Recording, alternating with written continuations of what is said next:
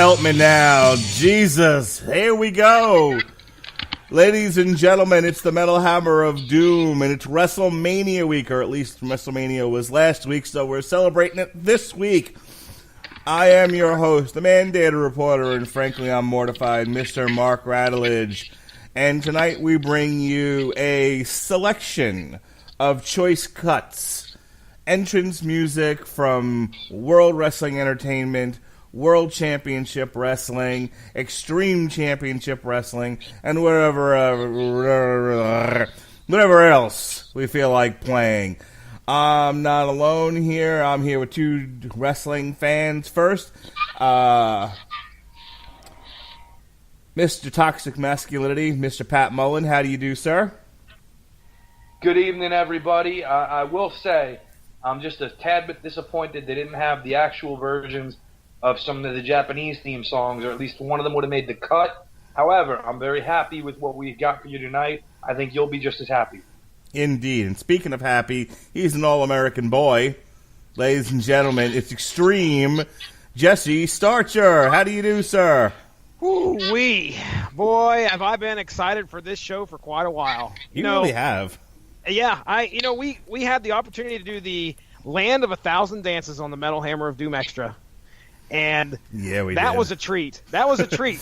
I'll wrap you with my cane, you pencil neck geek. Some great stuff. So it just whetted the appetite. I was like, man, WrestleMania week cannot get here soon enough. We took over the show. We're doing a nice special wrestling themed outfit here tonight for everybody. You're not going to get all metal, but I'll tell you what, you're going to enjoy what you hear. That's for sure. So basically, we're having fun tonight. We're going to listen to some wrestling entrance themes from the days of yore, some more newer than others. And we'll tell some stories. We'll share some of our wrestling memories. Not the usual Metal Hammer of Doom, but more usual than you think. How about that? All right. I like it. So we all picked 5 songs. Actually, I picked 20 songs, and then I was told knock it off. Fucking you try to co-opt my shit too. You were like, "Oh, you want me to take? No, you want that one, right?" And I'm like, "No, I don't want any of your shit. Take your shit off of there. I have my own stuff." Pat gave me a list of 5 songs, and then I went crazy. Yeah, both of you guys just went rogue on the plan. But we did cut it down to 5 apiece, and so we're going to go in descending order. We're going to start with our 5th choice and down to our 1st choice. It's going to go Pat, Jesse, and then me. I get to go last because I'm the host. How's that? All right, so this first one. Pat, you want to hear it, and then we'll talk about it? You want to introduce it? How do you want to do this? Parlez-vous français? All right, folks. That, of course, is Pat's fun way of saying this is the theme song to the fabulous Rougeau Brothers, All-American Boys.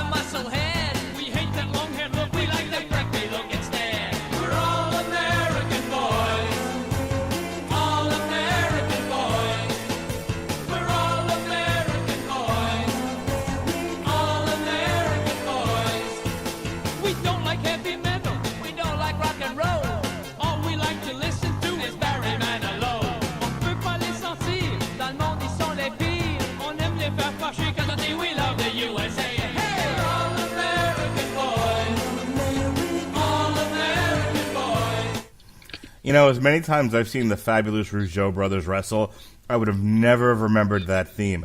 And what a wacky theme it is, you all-American boy, you, Pat. What possessed you to put this one on the list?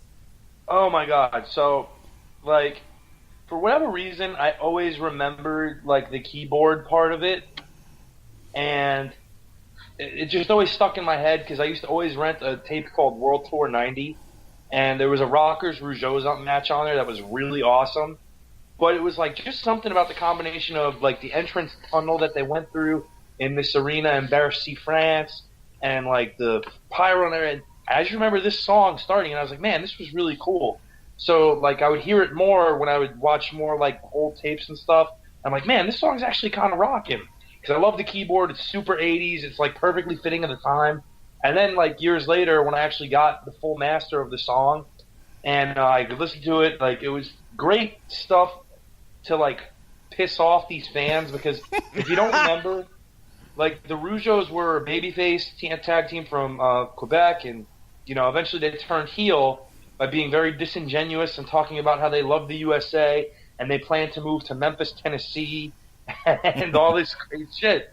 So they came out with one of the first Jimmy Hart written theme songs where a wrestler, or in this case wrestlers, would actually sing their theme song, which Jock would later on repeat as a Mountie and a Quebecer. But I'm the Mountie, I'm brave and I'm strong. I'm the Mountie, and The Mountie barely missed the cut in favor of this song, by the way. Oh. But they're singing a song about how they're all American boys, and then as you hear, there's a French part of it. Mm-hmm. So what they're saying in that French part is, we can't stand Americans. They're the worst in the world. We like to anger them when we say we love the USA. Perfect. And this would play as they waved little American flags walking down to the ring. Wow. I remember hating the Fabulous Rougeau brothers as a kid. They were, I was a hardcore Demolition fan. Demolition were the shit back in the day. And that's because I didn't really know who the Road Warriors were until they showed up with, their manager and the puppet. But so had I known of the Road Warriors, they'd have been my favorite tag team. But instead, I got the guys that clearly weren't a copy of the Road Warriors, Demolition. And stop! They were better. And Smash Bar. I don't know about Crush, but Demolition, and we're going to hear a little bit of Demolition later on in the podcast. But don't spoil it.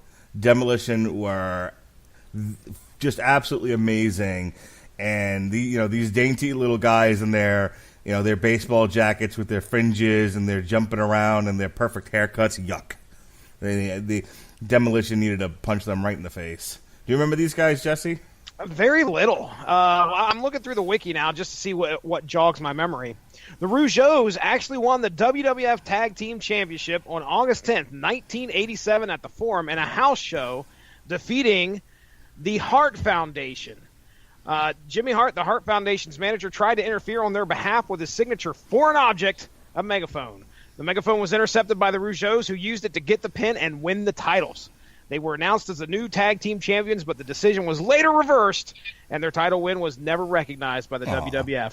I did not know this. So, yeah, very little. I remember them because I was watching the WWF back in the 80s. I would say that most of my memories probably start around I remember WrestleMania 2 and then catching Saturday night's main event. But, off the top of my head, I cannot remember a match that they had where I was like, oh, yeah, remember when they faced? I have no idea. So, all right, so I have a question for you, Jesse. Yes, sir. Were you one of those guys in the mid-'90s standing on your rooftop with rabbit ears trying to get the ECW show? We had satellite, sir. Oh. And I don't know how I came across this particular promotion. Did you get Sport Channel America? I remember, here's one of the weird things that I remember about ECW, and it was after I learned about the promotion and I learned about Joey Styles, I then saw Joey Styles doing a commercial on coins. Like he was, obviously ECW was not rolling in the dough. I'm sure they couldn't probably pay him a whole lot, but Styles was also doing like infomercials or not on coins that he was trying to sell, some kind of weird shit like that. But I remember that it was probably in the mid to late 90s when I saw that, and I was like, what the hell? These guys this is a wrestling promotion I just saw on TV. But they really didn't jump into popularity for me probably until I would say 98. When I caught them, I think that was probably when they started getting on TNN. But yeah, I did have satellite. I just don't remember what channel it was on. Because I wasn't catching it regularly. So, but man, when I finally caught the product, I was hooked. The Attitude Era had a lot to offer, and this just added right on top of it, and just poured all sorts of heaps of violence. So, all right, we're getting into my next one. I can't wait to hear it. All right, so you might remember this one by a little band called Metallica.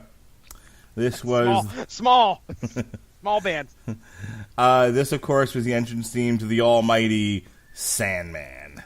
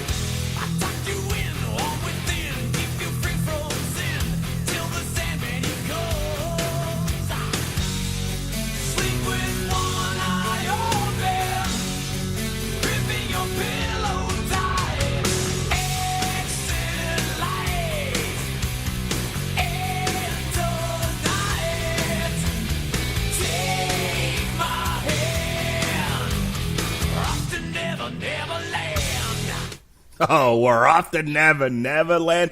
Boom, Singapore cane to the head. Drink a beer, smoke a cigarette, come down through the crowd, and then 2 moves and match is probably over. And then the bell rang. This, you can probably see that you may think that I have my wrestling themes along with the wrestling skill, and this would be bottom of the barrel here for poor old Sandman. But no, that's not how this is going.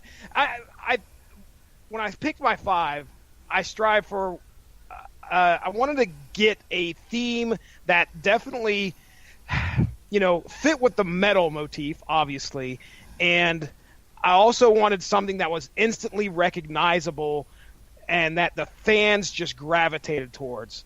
Watch a couple Sandman intros on YouTube and just watch the crowd soon as. Just watch One Night Stand and see JBL's face. JBL is just thought ECW was trash and got into a fight with the Blue Meanie. Is just dumbstruck by Sandman's entire entrance, where the crowd, the crowd was in the palm of Sandman's hand. He had every single one of them just hooked. And JBL's I'll never be this over in 100 years. Yeah. That's and again, part of that, so we used to have to stay up till 1 a.m. Sunday morning, Saturday night, whatever you want to call it, to watch ECW here in the northeast tri-state area of New York, New Jersey. And so we used to always do it on, my best friend at the time, this kid Will, we would either be at my house or his house staying up to watch it. And so his older sister had her boyfriend over one time because parents were gone, so of course that's happening. Oh, yeah. Yeah. And so we're hyped because we're going to turn on ECW. Oh, ECW's on, awesome. And, they were doing whatever they were doing, blah, blah, blah. And then comes in during ECW, and he's like, you guys are watching wrestling now? Because this is the era when wrestling wasn't cool. Mm-hmm. This is 1995. Yeah. So he comes in and he hears Metallica pumping and sees the Sandman's entrance. And he's like, oh shit, what's this? It makes you take notice. Sold. ECW didn't give a shit about licensing. And I would assume Sort that they of. didn't pay any of these guys. Did they pay for that music? They paid for some music. They paid Okay. what basically they got caught using. they had a deal with Tommy Boy Records Okay. specifically for Too Cold Scorpio to come out to Whoomp There It Is. He used Jungle Boogie for a time by Kool and the Gang. Okay. But they paid. They initially had to pay for that until they worked out a deal with Tommy Boy where, hey, we'll advertise Tommy Boy Records on every show if you let us keep using this. Somebody put together an ECW playlist on Spotify, and I just went down through some of the, some of the signature songs. I mean, there's one thing I noticed was that there was a lot of White Zombie. There was like 3 White Zombies on there, and I mean, it was like stuff that you heard on the radio being played as the entrance to a wrestler, and you never really saw that much at all, if at all, in WWF. Or no, they were using Metallica, AC/DC. Yep. Did a couple of teams. White Zombie, you mentioned. A bunch of guys were using White Zombie. Anthrax. Like a bunch of stuff on there. Yeah, I want to say until I think the WWF created a theme for them, they were using White Zombie to open their show. They were using Thunderkiss 65. 65, yep. So I'll run them down here real quick, and we can get to the next one. So here we go. We got Come Out and Play by The Offspring. Anybody got any? Okay. Man in the Box, Mark Radulich's favorite band. Tommy Dreamer. Alice in Chains. And I'm going to skip that one because that one's coming up here in a few. Debonair by Dope. Debonair. I have no idea. Natural Born Killers. I know who that fucking Oh, that's that the Gangsters. Yeah. Snap Your Finger, Snap Your Neck. Oh, that Just would be... Incredible. Fuck, you're getting them... I knew that one. War Machine by Kiss. Taz. El Cucuy by Cold Chamber. Yeah. Jerry Lynn. Welcome to the Jungle, Guns N' Roses. Bam Bam. The Zoo by the Scorpions. Mike Awesome. Smack My Bitch Up by the Prodigy. Oh, that was Al Snow. Okay. Nice. Pepper by the Butthole Surfers. Wow, who would come out to Pepper? Stevie Richards. Okay. Then we have... Now, I didn't know that this was Intergalactic. Wait, was it Stevie? I have no idea. They don't have the name. I'm just going down the Oh, playlist. Oh, sure. Damn it, Jesse. Intergalactic by the Beastie Boys. Boo! Chris Chetty. Bob by Kid Rock. Kid Cash. Kid Cash. Big Balls. We already talked about that. AC/DC. Balls. El Fantismo and the Chicken Run White Zombie. It's another White Zombie song. Perfect Strangers by Deep Purple. Shane Douglas. Electric Head Part 2 by White Zombie. Mark. Well, since you don't know the names, I'm just going to say the Pitbulls. Okay, you guys just start naming the ECW roster as we go down. Who comes out to Super Bon Bon by Soul Coughing? Okay, all right. Head Like a Hole, 9 Inch Nails. Beulah. Trust, Megadeth. Just making shit up now. No, that was Jerry Lynn, yeah. Okay. Miserlou by Dick Dale. Ooh. That was just the generic ECW promo theme. Okay. And then we have Enter Sandman by Metallica, and we just talked about that. That was Sandman. So, Yep. I mean, listen, if every single one of those was an entrance for a competitor, I mean, you would not see this class of fucking artists on a WWF now, whatever the fuck it's called, volume 3 If or volume you go back 4. in time, and had an ad sales team to help out and convince Paul Lee to just focus on creative and let somebody who actually knows how to run a business run the business side of it, can you imagine what kind of damage ECW would have done? Oh. Like, they might, I mean, it still would have imploded, but... Maybe not when they did, though. They might have lasted a little bit longer. All right. Who was running the books? Fucking wasn't it like Bully Ray? Wasn't he doing the books? He was for him? helping. No, it was Paul. It was all Paul. It was all Yeah, Paul. like he would... Bully booked arenas.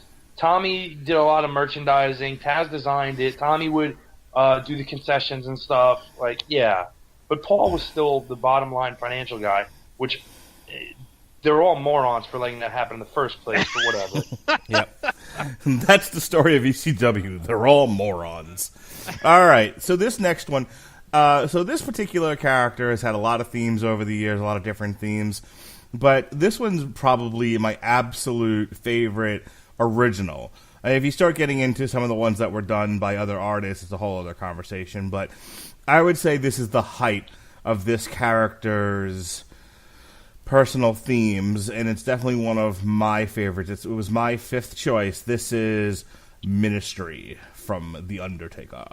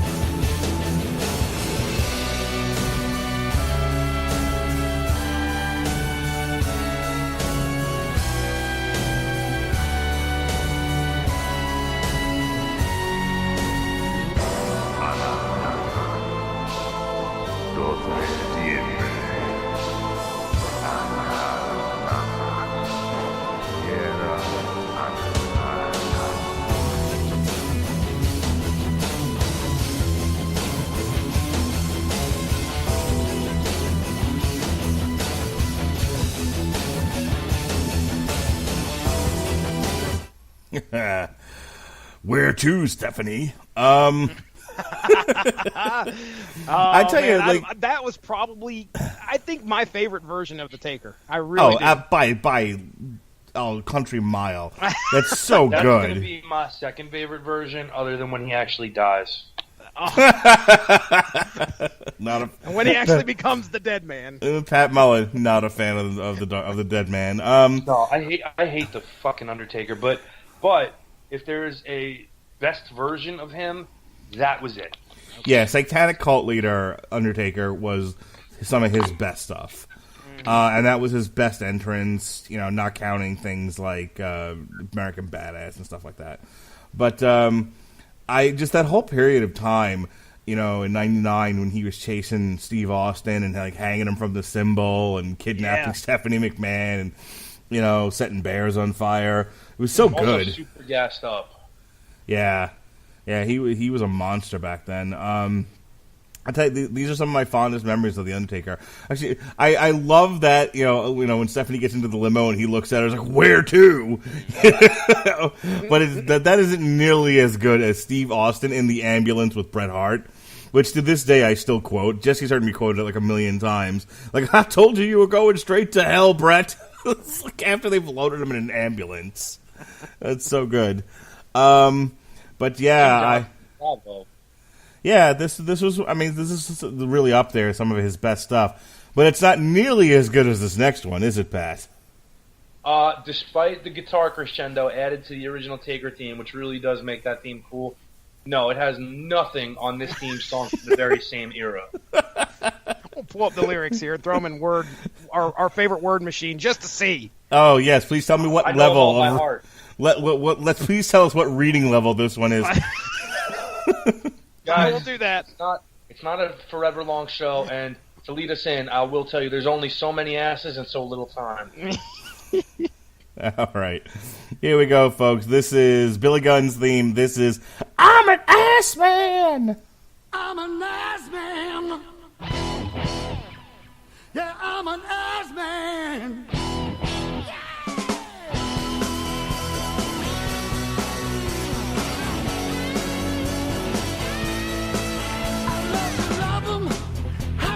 Kick 'em, I love to shove 'em, I love to stick 'em, love to float 'em, I love to watch 'em, I love to pick 'em, and I'm gonna kick 'em, 'cause I'm an ass man. Yeah, I'm an ass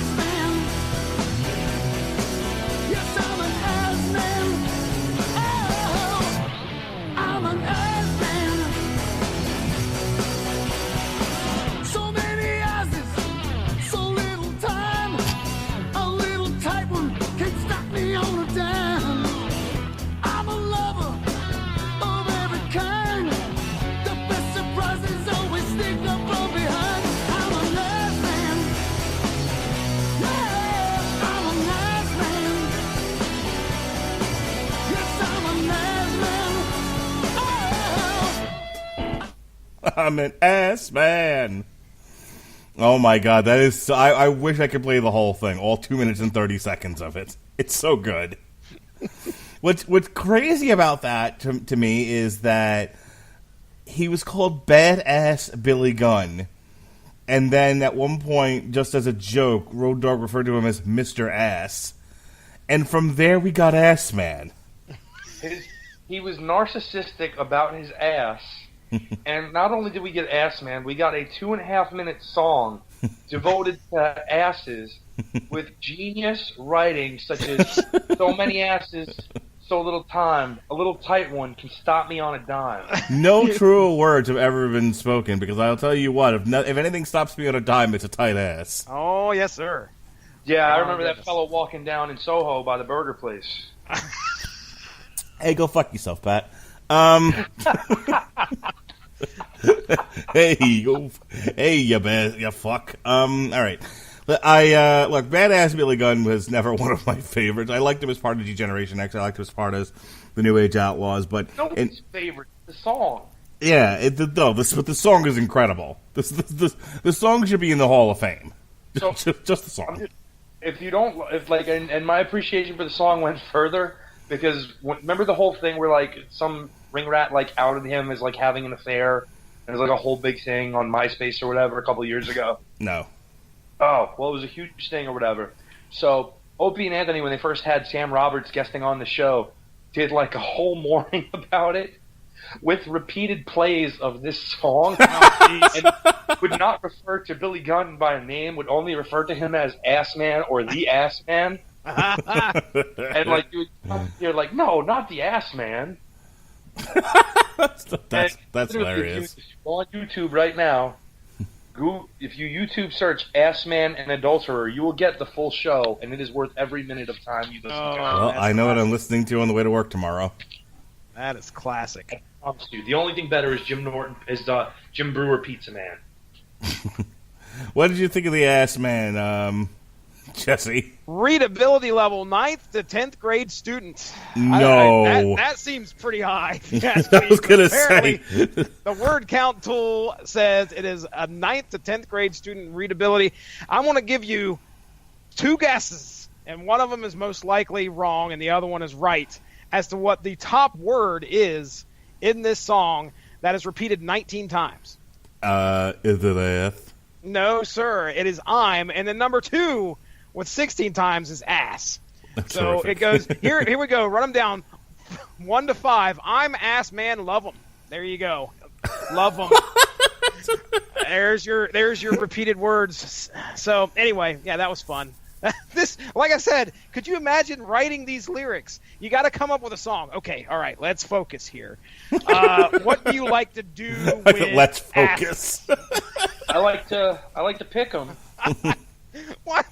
Okay, are you sure you want to put? You want to pick an ass All right. in the song? Yes, I do. We got to move this on here. So speaking of asses, Jesse, your next one is called "Break the Walls Down." Oh my goodness! You like that? You like the transition? Yeah, break that mantle walls in pieces. That's right. Oh, right. All right. So introduce. What are we doing here? This is not. Is this not the most iconic song that was just? As soon as you heard it, you knew who it was going to be. Obviously, that's what an intro song's all about. But you saw the countdown, and then this song hits. Mark Radulich, play the song. All right. Here we go. This is Chris Jericho's theme. This is "Break the Wall Down." Come on, you know I gotcha. Yeah, 1. Break the wall, break down the walls. For those about to rock and what you want, baby, you know you're Judas and I'm your priest. Baby, what I got is not from the least. Bring it to the stage in the range of the beast. Step in the arena and break the wall down. Step in the arena and break the wall down. You know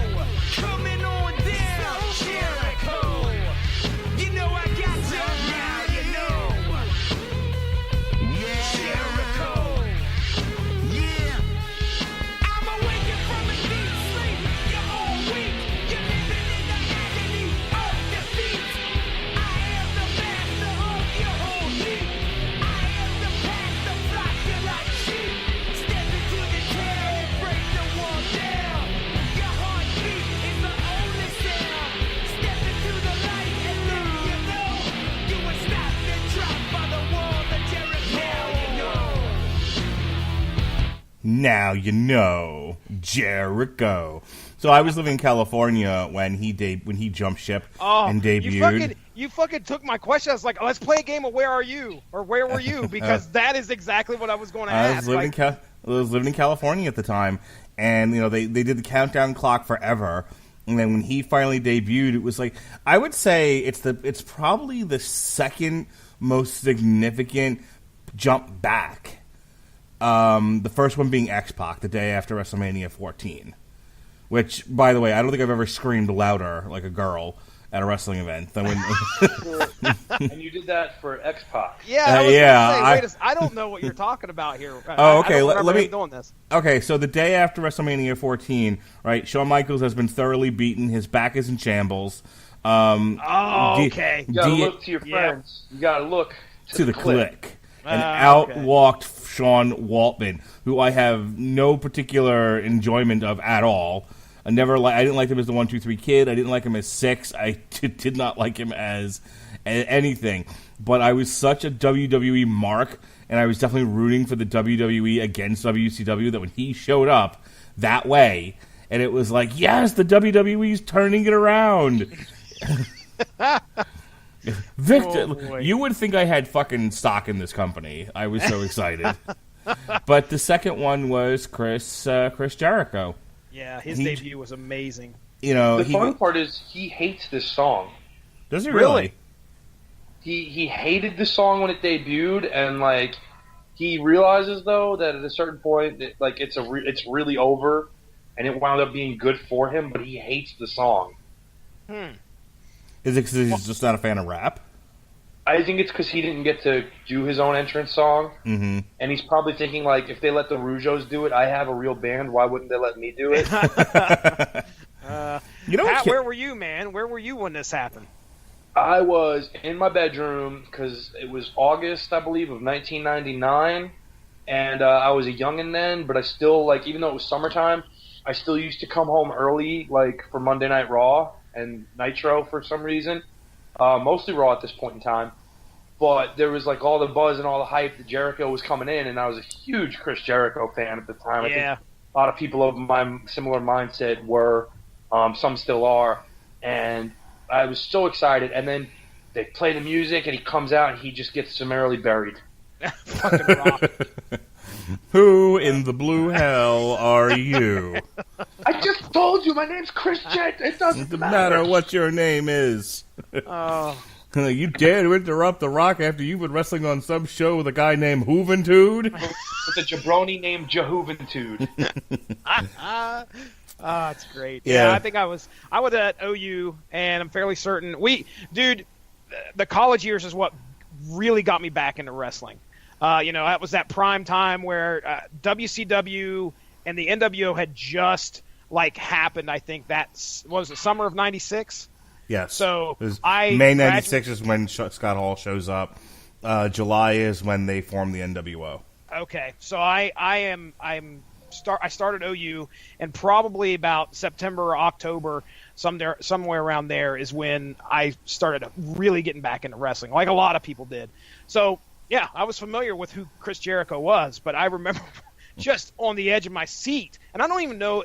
I think I knew that Jericho was going to debut, and there were all those rumors. And the internet's around, but it's not it is not the phenomenon it is today. Right.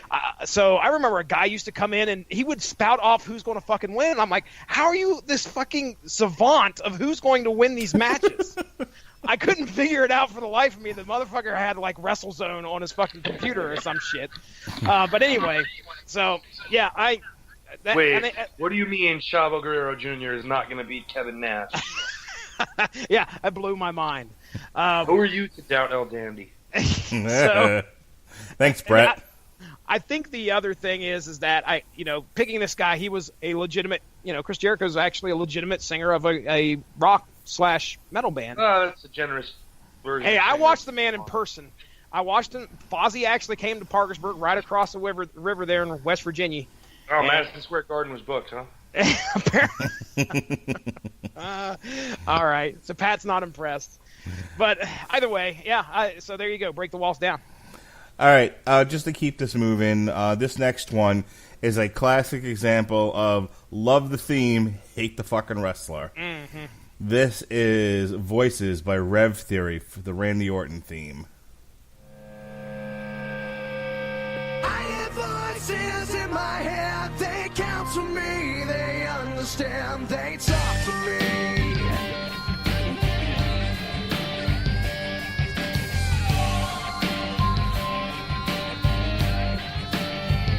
You got your rules and your religion, all designed to keep you safe.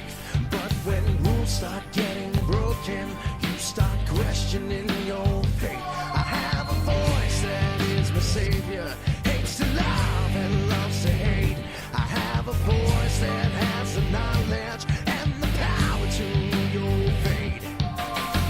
I hear voices crying, I see heroes dying, I taste blood that's drying, I feel tension rising. I hear voices in my head, they counsel me, they understand, they talk to me.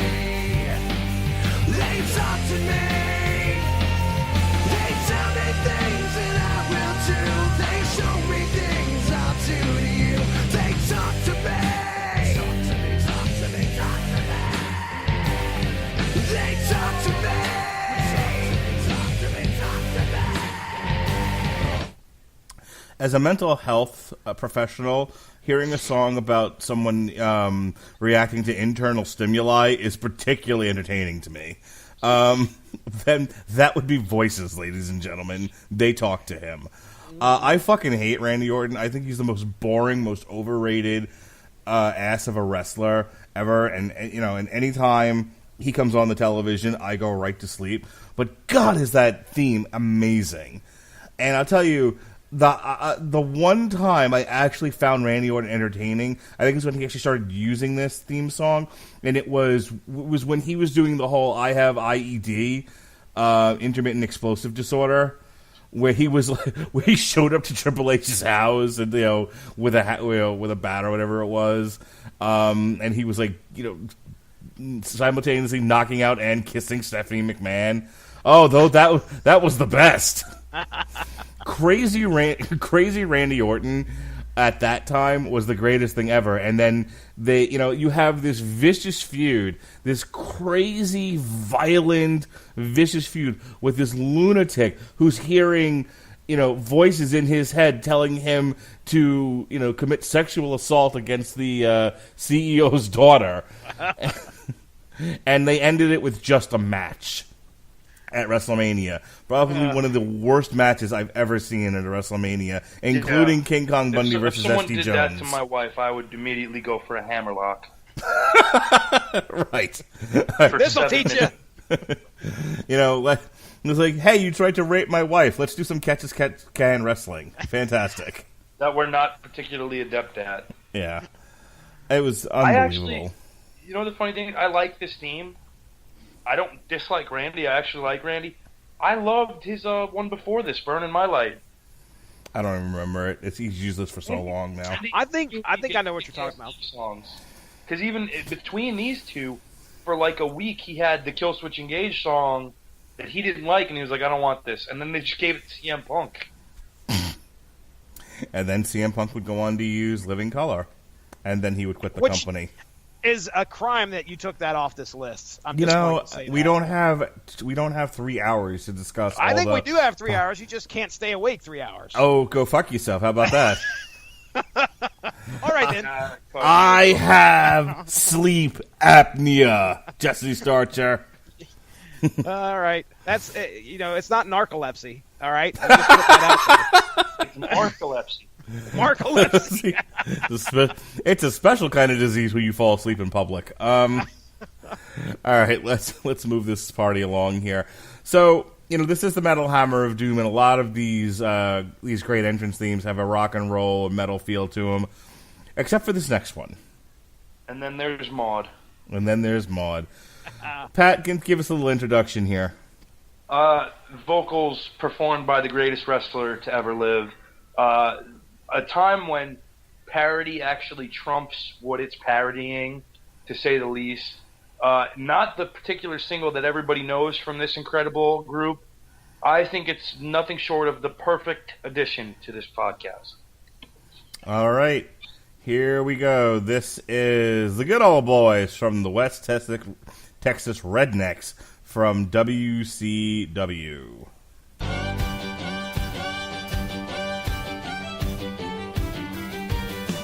Southern born, Southern bred. When I die, I'll be Southern dead. We like to watch our wrestling every week on TV. Our favorite show is Andy Youngly Berry. It's us good old boys. Good old boys. Good old boys. They're just good old boys. We got American flags flying in our yard. And every Saturday night, we like to party hard. We got an old hound dog in a pickup truck. We like long-legged country girls who know how to love. They're just good old boys. Good old boys. Good old boys. They're just good old boys. Ah, yes, good old country girls that know how to love. Love. I like Andy Griffith too, so Oh, Speaks you to me. Texas redneck, you. shit. All right, Pat, talk to me. Talk to me.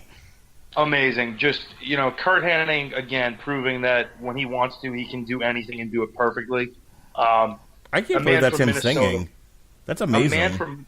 A man from Minnesota telling you about how he's Southern born and Southern bred. Fantastic. When he dies, he'll be Southern dead. And he is. No.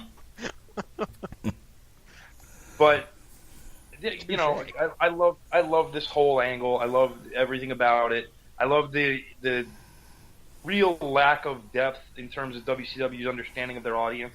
That they thought in the Deep South this would get booed and Master P would be cheered. Yeah. I and read again, about that angle today. I was like, what the hell? They were just there for what, like a 6-month period? The West Texas Rednecks? Yeah, it didn't last long. But it produced 2 singles, and everybody knows Rap is Crap. Like, everybody's heard that. That was one of the songs that actually didn't make the cut because of the presence of this. But I feel like this is actually a better song. And the instrumental was used as Jeff Jarrett's WCW entrance theme originally, believe it or not, when Jeff had his first run there in '96 when he left the WWF. And so they kind of just reworked that and added the lyrics and the chorus and shot another music video for this. And these guys could not have been more over with the crowd. And to see Kurt Hennig kind of get a second or third at this point, really career resurgence from it was really cool as a diehard Kurt Hennig fan. Now, this was during the Russo era, wasn't it? So No. Was it really? This wasn't a No, Russo this- thing? No, this is pre-Russo. This is a couple months before. That is amazing, then, that they had such little foresight that they thought the rap guys that weren't actual wrestlers were gonna get cheered, and the West Texas Rednecks were gonna get booed. Yeah, but they'll bring in Kiss, and that'll really draw a crowd. Yeah. What I loved In about 1999. what I loved about this angle was the mild racism. That's what really sold it for me. Of course it would. I just wanted Master P to get his ass whooped. I hated Master P. I hated anything that he did. I know he was only there for one episode. Can I ask whatever. a question? Did you want Master P to say, Fuck that noise. Fuck that. Make him say, I'm the ice cream man. This motherfucker. And for the record, I hate Conan, who was a part of this angle. Conan sucks and is awful. I saw him in person on Thursday and reminded him that he sucks and is awful. Sir, you suck and you're awful. Good day. Does anyone have any questions? Yes. I'd like to know why you suck and you're awful. Fantastic. All right, let's move on. Jesse, now this was very different. This is this is very different from what we've been doing here. Why don't you tell us a little bit about it before we play the song? Okay, all right, I will. As a matter of fact, I think it's a very good possibility that I learned of this album's existence from a Casual Heroes podcast. It's very likely. Someone brought this up. Was and this I thought about fucking children? It probably was on a list. Okay. It's a very good possibility. But yeah, I remember thinking it was a bunch of BS. There's no way. And then I found out that Macho Man Randy Savage made a rap album. Yep. And you guys are about to get a taste. There's a little bit of metal in here, too. It's rap, but there's some metal. So you're about to get a taste. And I wonder, are you ready? Goodness gracious. Randy Savage is gone. Hulk Hogan's still with us. I'll tell you right now, I'm not ready. But I'm going to ask you, are you ready?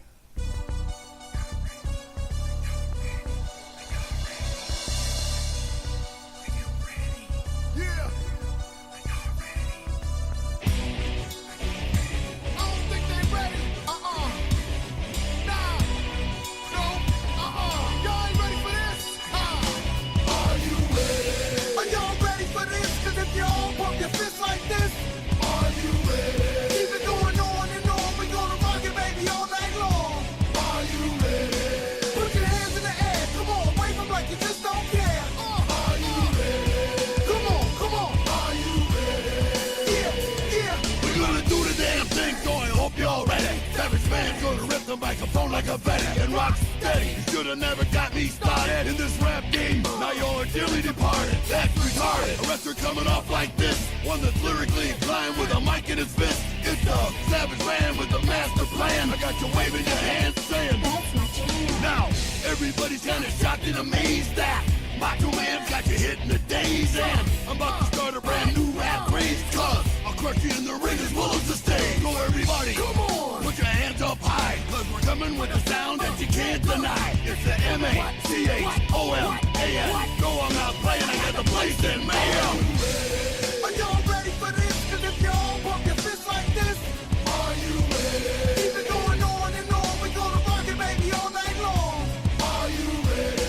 Put your hands in the air. Come on, wave them like you just don't care. Are you ready? Come on. Are you ready? Yeah. Watch out for that tree. Watch out for that. Oh, yeah, tree. Because he died when he hit a tree. Get it? Oh, You know, they're doing that stupid Vice series tonight, and they're probably going to bury Randy enough as it is since he's already buried. Yes, 6 feet under that tree. won't be a whole lot of work left to do then. First of all, the entire time that song, I've never actually heard that before, but the No whole time shit. I've heard the one where he's yelling at Hulk Hogan, but Be a man, Hogan. but I've not heard this one. And the whole time I'm thinking, would you please sit down, Grandpa? Just stop it. Here's what made me put this on the list. Number one, You wanted to torture me? oh please. You cannot sit there and listen to that and tell me that he does not have some semblance of skill. I mean, he's actually impressed me with a 2003 rap album. Yes, he's an. What are the odds that he would come out with a rap album? I mean, there's Jesse, no. I have the album, and there's a couple of decent cuts on there. Why are you ready? Why not? I like Be a that Man? one. Why not Perfect Friend or shoot? What was the other one I really liked? Where it's still got the heart, still got the fire. Be a Man was the easy pick, so I was like, okay, well, everybody's heard that. I'll go with what I thought was. I don't know. Cut. This felt good to me. This song. Well, the whole album's a fucking deep cut. I don't think a lot of people even knew it's out there. But And why should they? did you not hear the ladies yell? That's my jam. Oh no, they were not yelling that. They were yelling. They I need fucking some. yelled that. They have That's bread my and peanut jam. butter, and they were requesting jam. Oh, We need some jam. I liked Are You Ready? I like the album. I think the album's actually pretty decent, and especially for Macho Man Randy Savage behind the mic. I like to love them, and I'm gonna No. kick because I'm an No. ass man. Are you ready? Oh no. Power of Ass Man can't be denied. No. Likes to pick them. All right, let's move away from Grandpa having some sort of stroke. Fuck. Mark, your next song. All right, now. Oh, yeah. Oh, boy. This will put asses in seats. Let's hear it. Your mom puts Oh, asses in shit. seats. Jesus. All right, so this is one of those. Jesse Starcher. This is one of those few ones where the WWE got like an actual recording artist to do some entrance music. This is one of the better ones. It's one of my favorites. Now, if you've listened to the Casual Heroes Draftcast, you'll know that I may have screwed up in my endeavor to get people to overpay for Christian, in which case I got stuck with him myself, and it's been a long running gag. So This will actually be Mark's last song because he overbid to make sure it got played. Hey, go fuck yourself. It's actually his next 3 songs. He's just going to play it over and over. All right, we're done here tonight. No, this. If you guys would shut your mouths, we'll just close our eyes. Waterproof Blondes.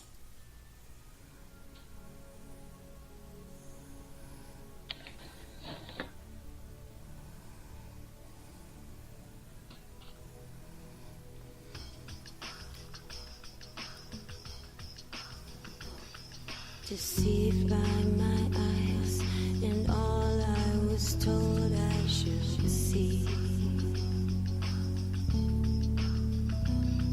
Opinions not mine, the person they taught me to be. One night in the dark, a vision of someone I knew.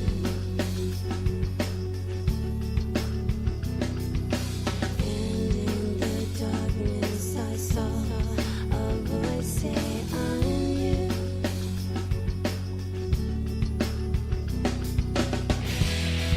Inside me a light was turned on, and I was alive. If you close your eyes, your life a naked truth revealed. Dreams you never lived and scars never healed. In the darkness, light will take you to the other side, and find me waiting where you see if you just close your eyes. Oh, I love it. It's in the vein of like, what's it? Shut up. Oh, those guys. I had it. Damn it! Like, I wanted to say Toto, and I'm like, no, that's not right. The 2 girls are dressed up like Catholic schoolgirls. Toto. Oh, no, I know who you're talking about. Tattoo. That's Yeah. it. Yeah, in the vein of Tattoo, Waterproof Blondes. That's a great song. That's just They were a great band. If they would have been on here, there would have been another Waterproof Blonde song because they did Sean O'Hare's theme, which I love, and I was looking for that and I couldn't find it. I actually don't remember that. I actually, now that you mention it, I remember liking his theme. Like I'm just not connecting the dots on that one. But yeah, like I was never really crazy about Christian as a solo wrestler, whether it was his TNA gig or him being a singles person in the WWE. But goddamn, this entrance music was fantastic. It was usually like the best part of him being on the show, in my opinion. I think this is the first time we've had like a theme on besides Good Old Boys, obviously, where I really love the wrestler and I really love the theme song. Particularly this version of the theme song was awesome. Then they ruined it by having those faggots Dashboard Confessional record a cover. I don't know if I've ever heard the Dashboard Confessional version. Yeah, you have, and it's terrible. Okay. Jesse, are you familiar with this at all? Not this version. I think I am more familiar with the one you guys are talking about that Pat does not like. That's the Which only one I you- can think of. What do you like better? You like this, or do you like Christian, at I do last not. you're No. on your own? No, don't like that version either. I'm not. I know. Here's the thing. I know a lot of times, especially when you have a popular band do the entrance, they're going to pick the parts out of the song that are more energetic because you want to get the fans standing. Yeah, you do the entrance cut. Yeah, exactly. When we started this song out, I mean, I almost fell asleep.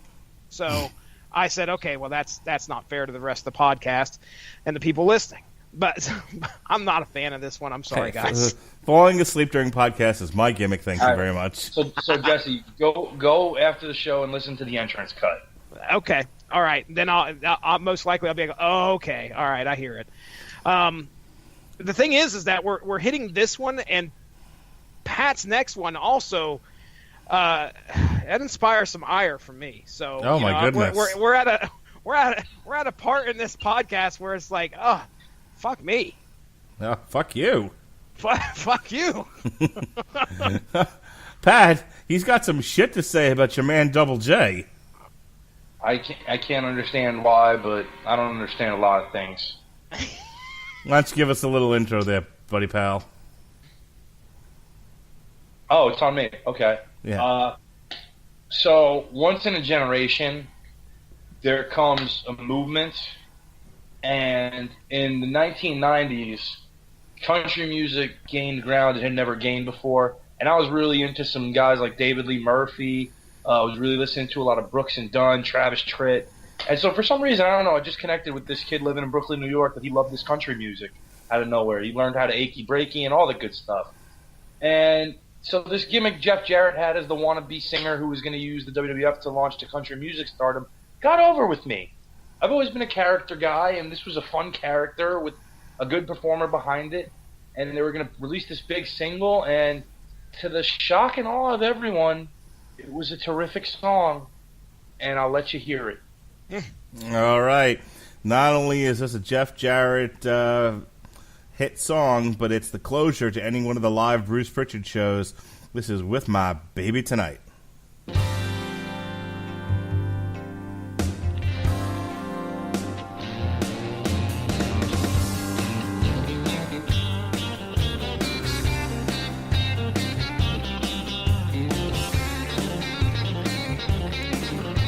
Spend my days working hard on the go, but the hands on the clock keep spinning too slow. 'Cause I can't wait to be alone with my baby tonight. You know my baby's got me wrapped around her little finger, 'cause she knows that I will walk through hell and back to be with her. Well, I can't wait to be alone with my baby tonight. Turn the lights off all the doors. We'll leave all the worries of the world behind. Only in your arms, never let me Maybe it's true, I got a one-track mind, but it's hard to concentrate around a girl like mine. I can't wait to be alone with my baby tonight.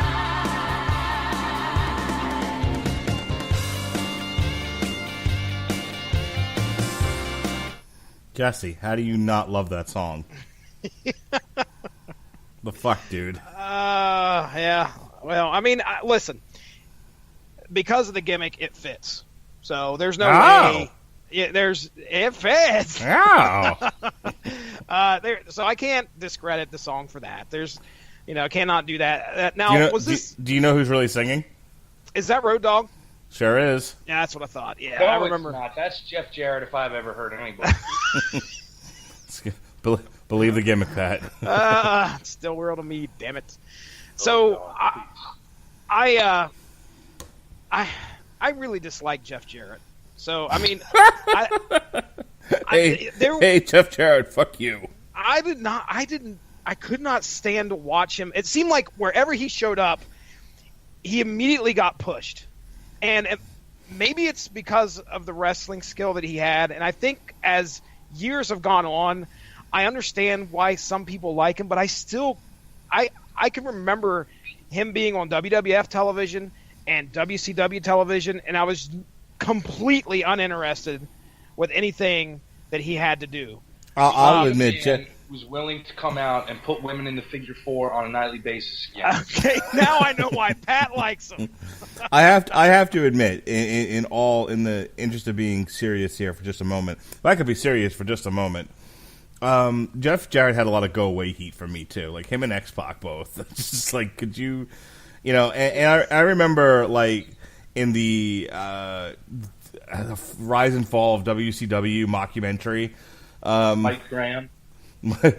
Jeff Jarrett hit everybody with that guitar and still couldn't get over.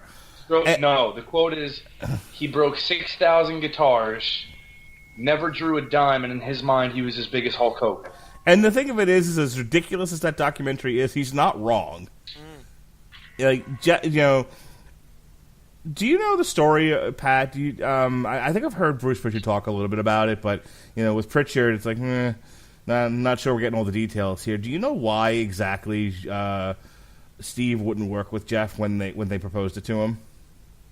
So, there's heat going back to the Tennessee days where Steve was working for Jeff's father as a, opening match guy, whatever. And, they say, oh, well, he sold for all this bullshit that happened there, and he didn't like that he used him in a promo that didn't have anything to do with them. The reality is they had heat going back to Tennessee where Austin got brought over to the Tennessee side of the territory and got his first payoff, and it was like $25. And he thought he was going to be making more money because he's going from Texas to the A show in Tennessee, and he got less of a payoff working there than he did in Texas. And Jeff, who was working on top, at the time, one of the top acts along with Lawler, looked at him in the locker room and, as the legend goes, said, check ain't going to get any bigger as long as you stare at it. Oh, shit. Wah, wah. And, one guy became the biggest star ever, and one guy beat up his valet. And the other guy laid him down in the ring for Hogan. All right. Let's, speaking of Hulk Hogan, Jesse. Oh, my. Listen, if you were watching WCW in the mid to late 90s, you're going to recognize this song immediately, and you're going to attribute it with Hulk Hogan. Hulk Hogan may have one of the greatest themes of all time, and it's not on this list. This one is. Hit it, Johnny. Oops. Alrighty. This is a little ditty by Jimi Hendrix called Voodoo Child, Slight Return.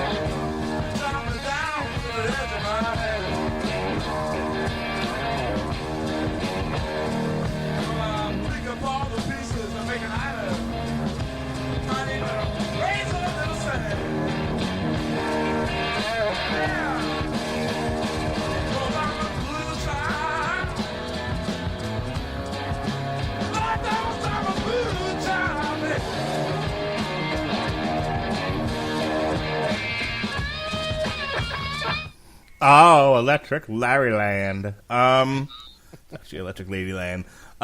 So yeah, that was Hulk Hogan's WCW entrance, Voodoo Child, Slight Return. The best part of his entrance was him playing the belt like a guitar. That's some good shit, man. Like, I'm not a Hulk Hogan fan at all, but I have to say, Hulk Hogan's heel run at the height of the NWO was fan-fucking-tastic. Yeah, you're not going to, I mean, again, like I said, I got back into wrestling mainly because of the NWO and the popularity as that occurred, and along with Hulk Hogan coming out, Eric Bischoff and the Entourage and all that, it stuck with me. And again, you got to remember, the theme that I was sticking with was looking for stuff that was rather popular by popular artists, along with some of our more popular wrestlers, and this fit the bill. I was like, oh shit, how come I didn't think of this? And immediately threw it on the list.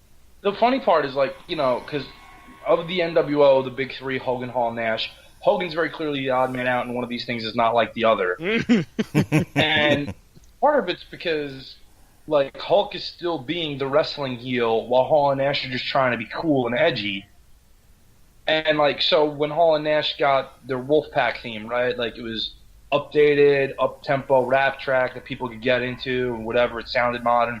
Hogan's using Jimi Hendrix in the 90s. He's not going to get in touch with the teenage fan base that's listening to, you know, Death Row Records or super heavy stuff the opposite way, and the Southerners and WCW's strongholds. This was going to get heat from everybody. What is this guy listening to Jimi Hendrix for? How much is this old man? Worked perfectly. Perfect. Yeah, this is my favorite. If I have a favorite Hogan era, this is it. And it, not the least of which is because this song is fucking fantastic. Voodoo, I mean, you know, I was thinking before, I wish a UFC fighter would come out to Ass Man, and then he was fighting a guy that comes out to Voodoo Child. It's good stuff. All right. So speaking of popular artists doing entrance themes, which is I got a little bit of that also going on my list, you know, with the old Waterproof Blondes and all that. But here's another one. This is a classic heavy metal artist, Motorhead. Went ahead and completely redid Triple H's theme. Triple H had this sort of like weirdo techno. Yep. You know, it's my time. It's my time. I prefer the edgy Christian version on kazoos. So yeah, they took this like electronic song that he would come out to when he split off from D-Generation X and went solo, and would become the Cerebral Assassin, and turned into this rip-roaring rock and roll heavy metal tune. It's fantastic. This is motherfucking Lemmy, Motorhead, the game. Time to play the game. Time to play the game.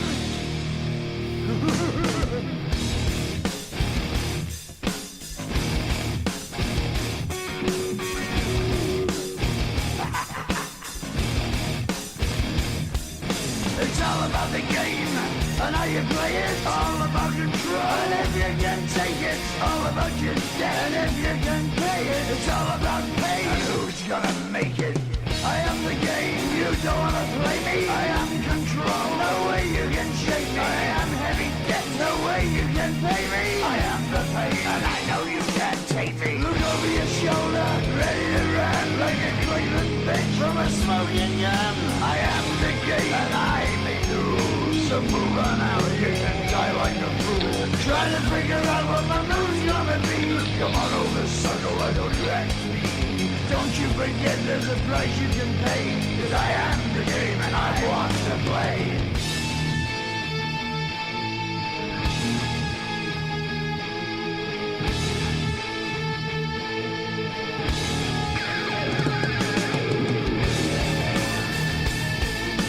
Time to play the game.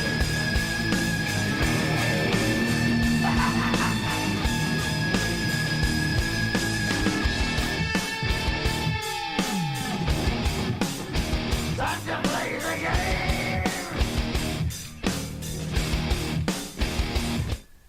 It's all about the game and how you play it. So here's the thing. First of all, that is a phenomenal song. Lemmy from Motorhead did an amazing job with this. And Triple H has kept it all these years later. Even when they did a second one called King of Kings, he still comes out to the game. Just did it at WrestleMania.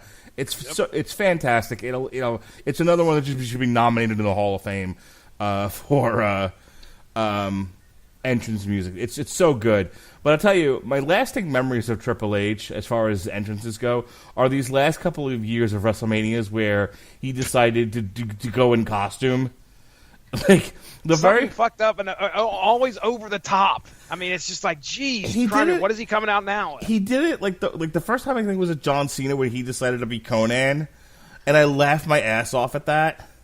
And then subsequently every year, culminating in what I think is the best entrance he's ever done, which was the Terminator entrance. Yes. At WrestleMania, I think it was 32 in San Francisco. Oh my God. Everything about that entrance, that match, the NWO and DX having an old man feud, it was so good. It's one of my favorite WrestleMania matches of all time, and it begins with that. Lost. And it begins with that ridiculous entrance. Triple H's over the top fucking entrances are the stuff of beauty. This song was written by Jim Johnston. I did not know that. Neither did I. Good for him. But yeah, they have it written down. It's written by Jim Johnston and obviously performed by our good buddies from Motorhead. So, but still, it almost kind of makes me go, damn, Jim Johnston. I mean, this is some fucking 17 years. April 9th? April 9th, 2002 is when this album got released. So I assume, this has it listed as a bonus track on that album. So 17 fucking years this has been around. That's crazy. Longer. I mean, because he's been using this, I think, since 2000 or 2001. Really? Yeah, because I remember downloading this song on Napster. Oh, damn. So I was in the Garden when he came back after one of his quad injuries. He came back with the denim jeans and the denim jacket, and I think that was the year that he won the Royal Rumble, and then would go on to main event WrestleMania 18. So yeah, I was there for his big "It's a Beautiful Day" comeback, and I'll tell you, and he came out to the game, and it was one of the loudest pops in the Garden I've ever been a part of. Oh, I can imagine. Good stuff. Good stuff. All right, Pat, this next song needs no introduction, but we're going to give it one anyway. The best wrestling entrance song ever. It's heavy, it's rocking, it perfectly describes who is coming out to it and sets the tone of what you're going to see when they come out. Stuck in your head very easily. Perfect encapsulation of the time. It's the best. All right. Here comes the axe. Here comes the smasher. The demolition. Walking disaster.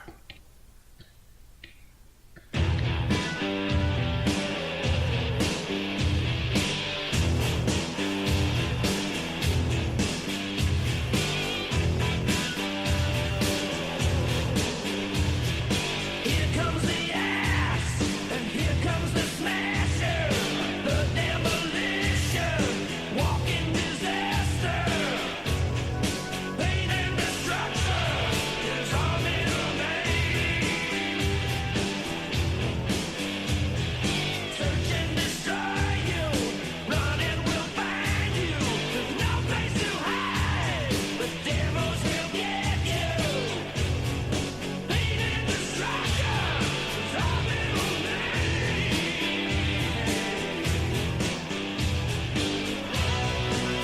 The demolition. Better say your act of petition. Oh, here comes that axe. Here comes the smasher. Demolition were my favorite tag team for ever. It was Demolition. What a the great ultimate- line. Demolition, better say your act of contrition. Rick Derringer, baby. Woo! Eat your heart out, Rick Springfield. Because she's my girl and she always will. She's the That was- only girl for me. Go ahead. That was Jimmy Hart. That was not Rick Derringer. But no rock and roll singer is going to take her away from Jesse Starcher. And yes, that was a great song. But yeah, Rick Derringer. And if you listen to the full song, he shreds a guitar Yes. solo on this. Yes, Yeah, he it does. does. And I'll tell you, when I was listening to this playlist today, I wanted to get ready. I wanted to get in the mood. I couldn't wait to talk about it. Did you put your bondage gear on? I took off my pants and I jacked it, sir. No, if I was to pick my favorite song off of this that I didn't choose, Demolition's going to be the one, because Yeah. this song kicks a lot of ass and it's worthy of being your top pick there for sure, Pat. Well, thank you, Jesse. I appreciate that endorsement, and I'm sure Accent Smash do as well. Yeah. They deserve their spot in the Hall of Fame. Too bad it's going to cost WWE apparently $100,000 a piece to get it done. Hopefully somebody in Demolition will come to their senses. But That's what they're asking for them to appear? that's what I read. They were like, Wow. we don't want the $5,000 payday. We want the $100,000 payday. Oh, my. To show up at the Hall of Fame. There's a lot of bad blood there for a long time. I had no idea. Yep. Yeah, there's so when there was a whole thing about how, remember when they brought in Crush because Axe, either depending on what side you hear, either had a heart attack or whatever. WWE says he had a heart attack. Bill Eadie said he had a very bad allergic reaction to shellfish that put him into anaphylactic shock. And he was in the process at that point of transitioning to an agent role anyway that he was promised.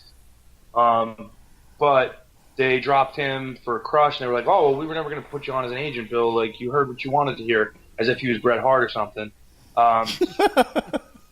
So he took the Demolition Axe name because he felt he was part of the creation of it. He created the name Demolition and Axe and Smash, and he was performing as Demolition Axe outside of WWE. Had another independent guy he teamed up with to be called Blast, and they were the new Demolition. WWE quickly went to litigation, and Billy Eadie fought them on that later. And then, so eventually it came to some point where he got to bill himself as Axe, but not as Demolition Axe, and couldn't do a new Demolition or what have you. And then they were part of the concussion lawsuit with Smash's involvement too. The whole thing. Wow. Was there ever any heat between them and the Road Warriors as far as gimmick infringement? No, Smash is actually really good friends with both those guys. He trained with them and came up with them. And I think the Road Warriors are smart enough to know that anything successful is going to get copied. And and again, not to go off on a tangent, I never thought Demolition was that much of a Road Warrior ripoff. Well, first of all, the Road Warriors were fucking shredded. They're huge, bulging muscles, they were very bodybuilders. Yeah, they were very defined, More so than Animal. And Demolition looked like a cross between a biker gang and a BDSM fucking act. And neither one of them were built. No, they looked like the tough guys from the bar who were sitting watching the door, which in actuality was the Road Warriors. But Yeah. But you look at the Powers of Pain. And I love Barbarian, but they were a very clear ripoff of the Road Warriors. Yes. Down to the haircuts. With a tenth of the talent. Yeah, well, Barb was better than both of them. Let's not go there. So the Road Warriors and Demolition, I mean, they met at some point, right? Yeah, they wrestled in the WWF. I know that, but what I mean is did they wrestle each other at some point? No, so yes, I just said that. They wrestled sorry. Oh, okay. I knew they were in the WWF. I knew that part. I thought that's what you meant. But there's, you would think that would have been a huge deal. There's two inherent problems with that. One is that they never got the Axe and Smash versus Legion of Doom match. Okay. You got Smash and Crush. Mm-hmm. Two is that, and Mark can probably attest to this too, growing up more in the Northeast in the WWF, even if you knew the Road Warriors came first, you saw a lot more of Demolition. And if you honestly watched those teams, Demolition was having the better matches. Yeah. Not only that, but I mean, I don't know if you would agree with this, Pat, but... And the theme song. I always thought the Road Warriors came off as really fucking goofy in the WWF. Now, if you watch them...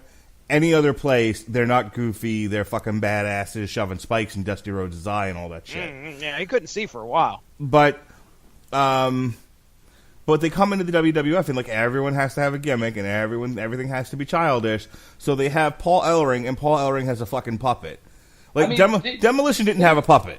No, they didn't do the puppet gimmick till a lot later though. But I saw the Road Warriors in the NWA before the WWF. I was fully aware of who they were and what they did and everything. But they just didn't seem as literally as simple as I could put it. They didn't seem as good as Demolition. I'll tell you, they didn't. They looked better, but the presentation of Demolition was better, and Demolition had better matches. The Road Warriors to me did not come across as cooler than Demolition until they came out on the motorcycles at SummerSlam. Yeah. I was like, okay, now I'm digging this gimmick. But before that, Demolition were just the shit, and they were the best, and they were a huge, like, them and the Ultimate Warrior were like a huge part of my childhood. All right, speaking of a part of my childhood, this was a part of my teenagerhood. Good old Phil Ansamo and the Appliances. Good old Pots and Pans McGee. Talk to me. Talk to me. Oh, my goodness. We were talking ECW crowds earlier. Well, ladies and gentlemen, we're going right back there to my number one song out of the 5 that I've picked. This is the one that brought the crowd to their feet, the ones that weren't standing up already. The whole fucking show is about ready to get started as he walks down the aisle. Hit it, Mark Radulich. Let's hear this theme song. All right, this is Pantera from the album Vulgar Display of Power. This is Rob Van Dam's old theme song. This is Walk.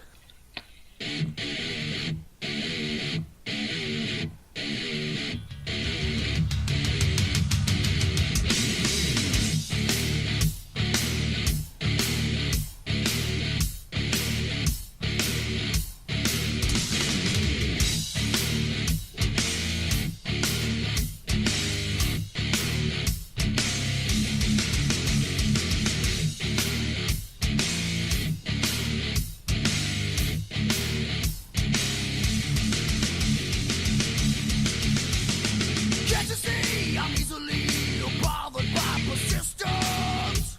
One step from lashing out at you. You want to get under my skin and call yourself a friend. I've got more friends like you. What do I do? Is there no standard anymore? What it takes, who I am, where I've been, belong.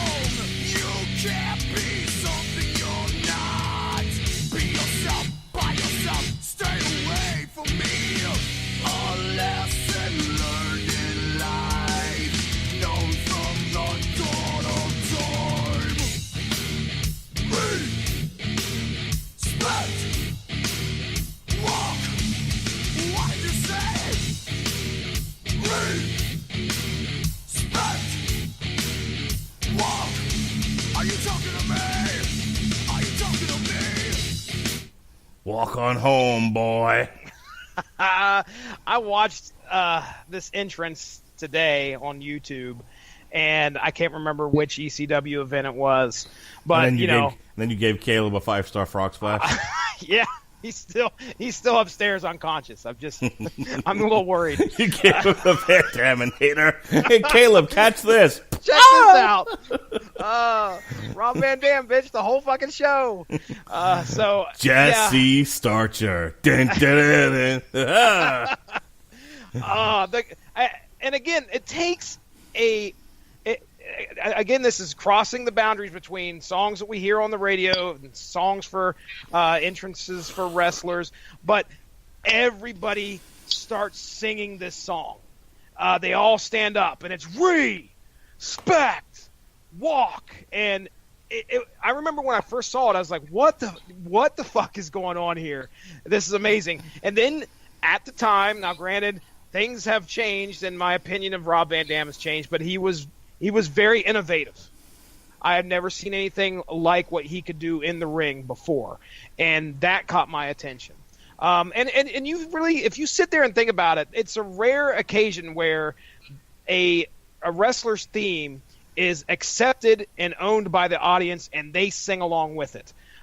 Just recently, I know you guys are going to be talking about WrestleMania. I may be in on that show, may not, but it blew my mind when Kurt Angle told everybody to chant "You suck" as he left, along with his entrance music, as he left the wrestling business. But the thing is that he understood that the fans can gravitate towards something and make it a part of themselves. And when they start interacting with the show, that means that much more to them. And speaking of the show, this is the whole fucking show. This is Rob Van Dam. This is Pantera. This is Walk. For the pinnacle of the violent 90s, this fucking fit. This was it. All right, There you go. We're gonna end the show tonight with something a little different. This is for a while. This was the opening to the opening music for Raw. When Raw went from the 1 hour tape show, like 3 matches and some goofy skits, and Eric Bischoff started giving away results. And they had to be competitive with Nitro, so they went to 2 hours. And because of content and some other issues, there was Raw, and then there was Warzone.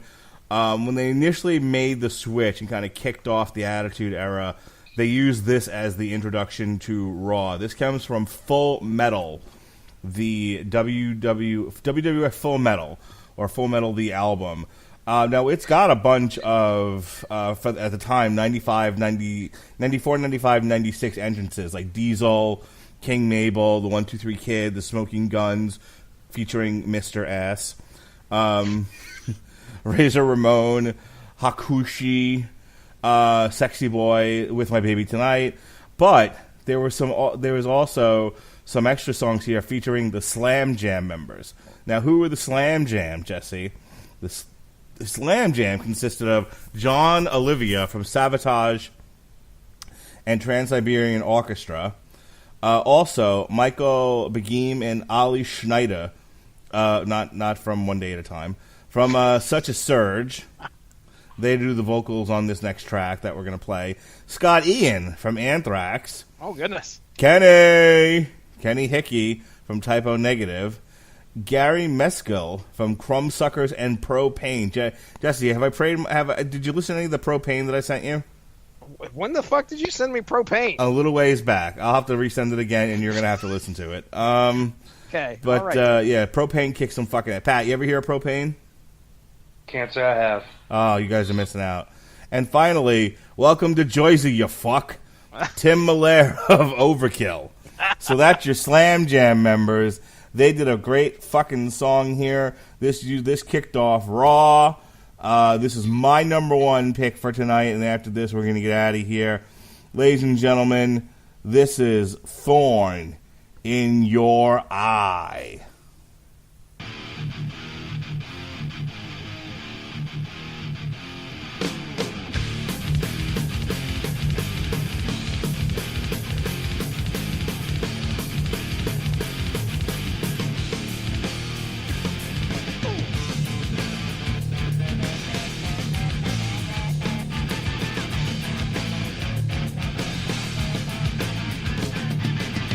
Behind my eyes, arrogance and shame. I think the current attractive mandate.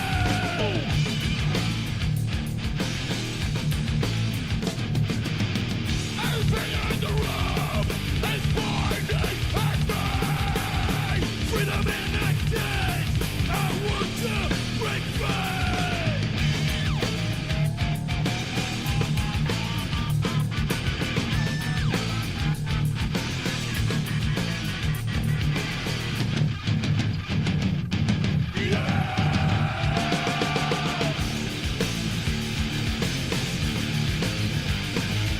Too much sun and not enough sky. What am I? The thorn in your eye. Too much sun and not enough sky. I'm lost again, but I gotta maintain. Too much sun and not enough sky. What am I? The thorn in your eye.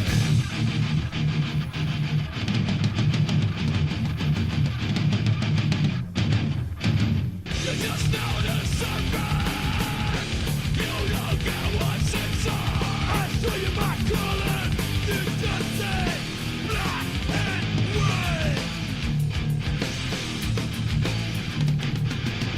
You're making fun of me as you walk by. I reach out my hand.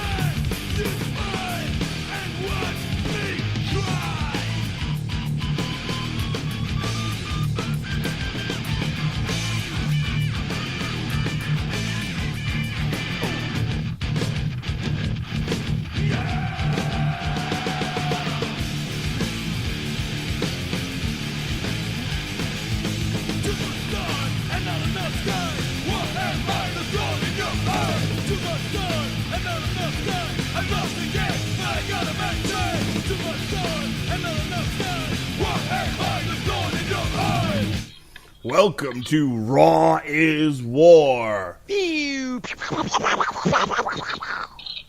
How's the pyro? Puppies! That was Jerry Lawler. I love Thorn in Your Eye. I tell you what, man, back in the day when this kicked off Raw, I used to look forward to every part of Raw, including the this over the top entrance that and pyro show that they would do for Thorn in Your Eye. Look, if you didn't know that was on a wrestling album, Full Metal, the album, that could pass to any number of like thrashy metal tunes. It's a great song. Well, they can't all be winners. Oh, Pat. Pat. Pat, do you have a favorite Raw intro then? I like the alarm going off when they would run from the Manhattan Center. Totally 80s, Pat Mullin. They would clearly have a siren because every Raw song they've ever had is trash. Oh, wow. Do you feel the way about SmackDown too? Are you not a fan of the Beautiful People? Ugh, glad that didn't make the list. Like, I don't even dislike Marilyn Manson, but that song is just bleh. The beautiful people, it's all relative to the size of your steeple. Yeah, like, come on. Like, we're licensing music at this point. This is the best we can do? Yeah. Like, Raw used to literally license the piano part of Right Now from Van Halen for the bumper promos. And you're going to tell me, well, that's where all the budget went, so we can't have a good entrance theme. Sorry, guys. Honestly, it probably is what happened. I don't know. I liked it, for what that's worth. All right, that pretty much wraps up our show here. Some that didn't make it. I love the Revival's entrance music. We go, say yeah. I was screaming say yeah till they fucking lost at WrestleMania, and then I was like, oh no. The Shield, Brock Lesnar's, the next big thing. We didn't put it on here. I had to cut it. But CM Punk's Cult of Personality, all bring back such positive memories. So sometimes the best part of wrestling are those entrances, and then of course, like Bruce Pritchard says, then the bell rings. You're like, But I'll tell you, sometimes, like I said, just the entrance is what I'm looking forward to, and then I get disappointed, like I did with Finn Balor at Sunday's WrestleMania. But we'll talk about that tomorrow on TV Party tonight. Will we, Jack Dick? I'll be talking about it tomorrow by myself. If there's one song that missed the cut for me, I would tell you it was Mark Henry's 3-6 Mafia. Is somebody going to get that ass? Oh, that's a good one. Yeah, that's a good one. How I about, had a very hard time leaving that out. Jesse and I, when we did one of the turkeys from a few years ago, which was the best of Limp Bizkit, we talked about My Way and the whole run up to WrestleMania 17. So we've covered that one. What else, Jesse? What else? What didn't make the cut tonight? Oh, there's plenty of other stuff out there. I was looking for Taz's theme, which is kind of like the basis of the Shield theme as well. I really like that one, and really. Our choices were limited by Spotify. There was so much more open and out there on YouTube. Like, I wanted Sting's fucking Seek and Destroy entrance. That's not on Spotify. The one my sister shared tonight, which we did have quite a few people kind of chime in, but my sister shared one that I really liked, which was Stereo Mud's Ravens theme, End of Everything. Mm-hmm. This is the end of everything. So I liked that one. I had to cut I'm Back by Eric Bischoff. Oh, yeah. That was Also, so good. They did not have any of 3 Counts hits, which was upsetting. Yes.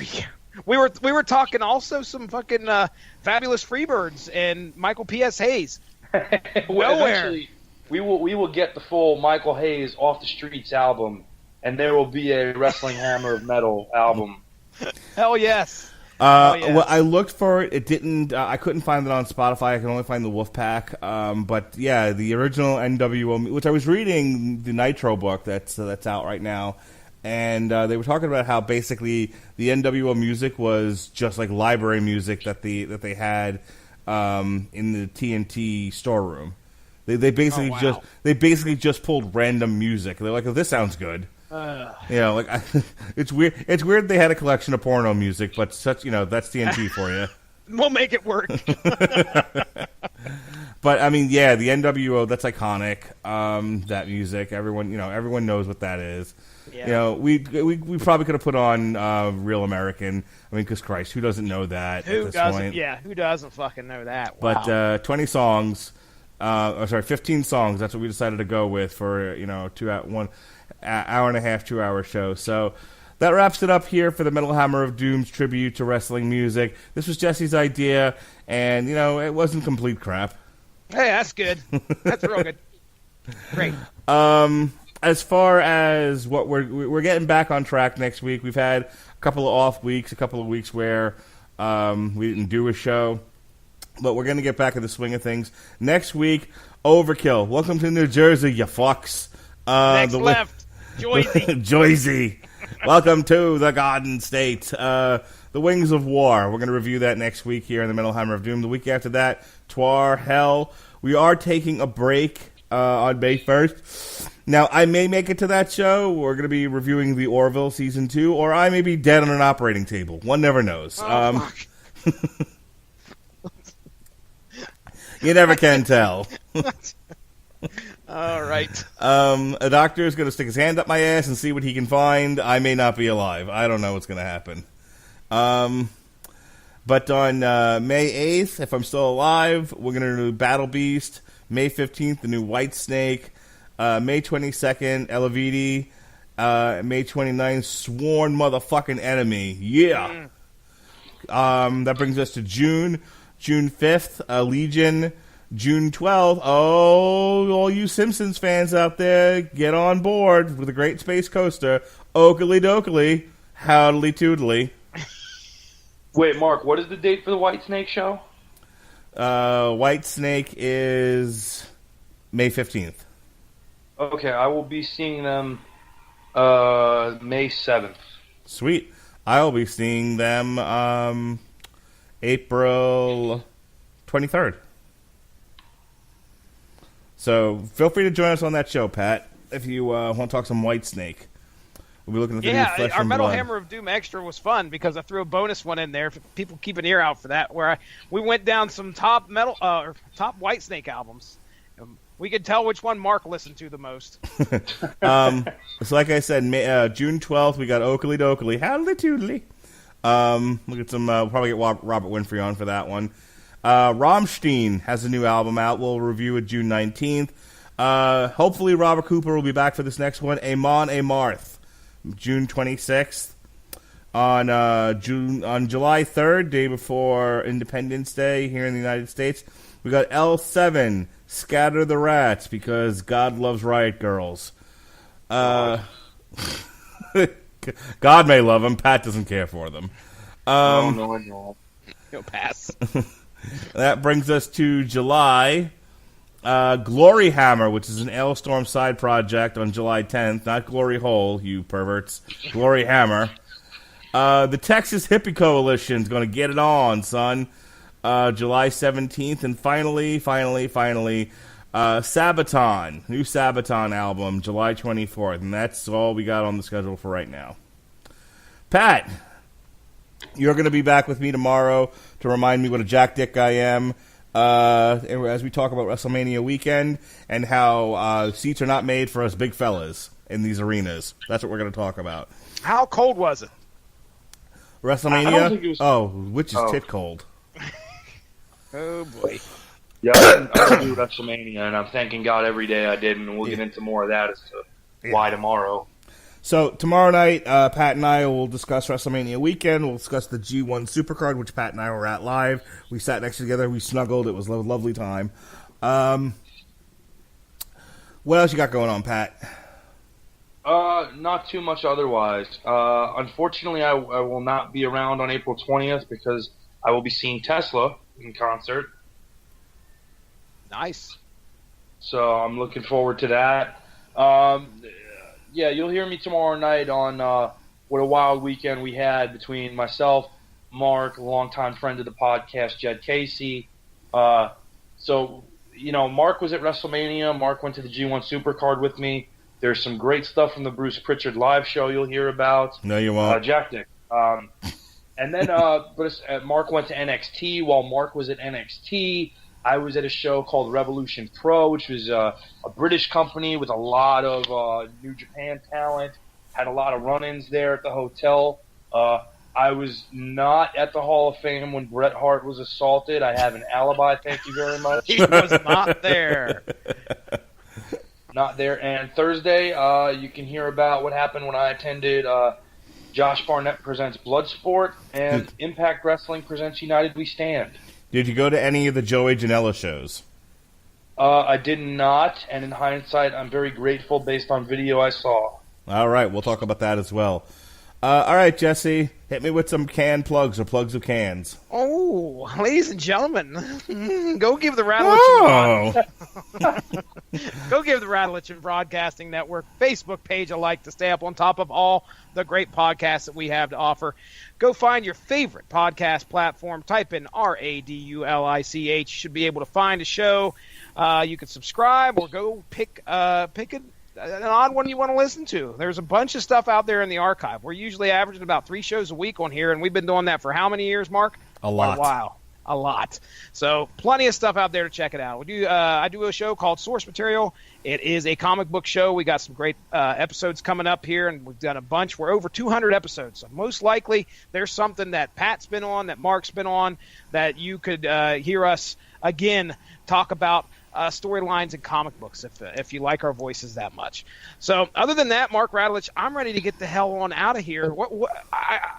I had a fun time tonight, guys, by the way. I don't get a chance to sit around and talk wrestling with my buddies anymore. I used to watch it all the time, every Monday for probably, I don't know, fucking at least 10 years straight. And then I had kids.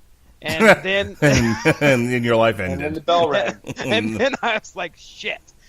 So, yes, it was fun to talk wrestling tonight, fun to go down memory lane, so I thank you, boys. But Mark Radulich, take us out of here, sir. All right, ladies and gentlemen, this has been the Metal Hammer of Doom, and remember, metal rules, but rap is crap.